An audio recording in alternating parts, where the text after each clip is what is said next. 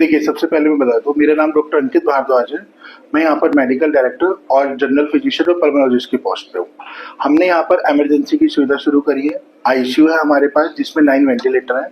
Emergency में हमारे पास दिन में 100 रुपीज़ की ओपीडी और नाइट में 200 है। 24/7 किसी भी टाइप का पेशेंट हो, किसी भी बीमारी का हो, विवेकानंद में उस चीज का इलाज होता है। न्यूरो का हो, पल्मो का हो, यूरोलॉजिस्ट हो, ऑर्थो, किसी भी चीज का हो, उसका इलाज हमारे यहाँ होता है और बहुत ही रीजनेबल प्राइस पे होता है।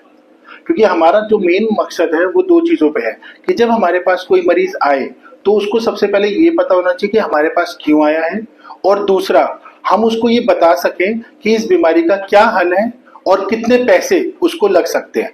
क्योंकि पॉकेट भी बहुत जरूरी होती है मिडिल क्लास लोगों के लिए, और जो मरीज जानना चाहते हैं सर कितना खर्चा हो सकता है, हमारा मेन मोटिव ये है।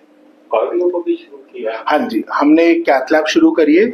हमारे यहाँ पर अभी डबल पेस मेकर का भी ऑपरेशन हुआ है, जो दिल्ली एनसीआर में सिर्फ 3-4 ही हुए हैं। और हमारे पास यहाँ पर एम्स के डॉक्टर साहब है, पूरी एक टीम है जो 24/7 अवेलेबल रहती है, जो मेरे ख्याल से गुड़गांव के लोगों के लिए तो बहुत ही अच्छी चीज है। क्योंकि अगर आप कहीं और जाते हैं या कहीं पर भी जाते हैं तो वहाँ लाखों का खर्चा हो जाता है। और विवेकानंद का मेन मोटिव जो है वो है सेवा। अब सेवा में क्या होता है कि पैसे भी आते हैं। अब जो लोग अफोर्डेबल नहीं है उनके लिए कोई तो ऐसी संस्था होनी चाहिए जो उनको बताए कि नहीं, कोई है जो आप लोगों के लिए सोच रहा है, और उसमें विवेकानंद आता है। तो हमारे पास कैथ लैब 24/7 है। आपको किसी भी प्रकार की दिक्कत हो, वैसे तो हम चाहेंगे नहीं हो, लेकिन अगर हो तो आप प्लीज आइए। विवेकानंद में 24/7 कैथ लैब और कार्डियोलॉजिस्ट अवेलेबल है।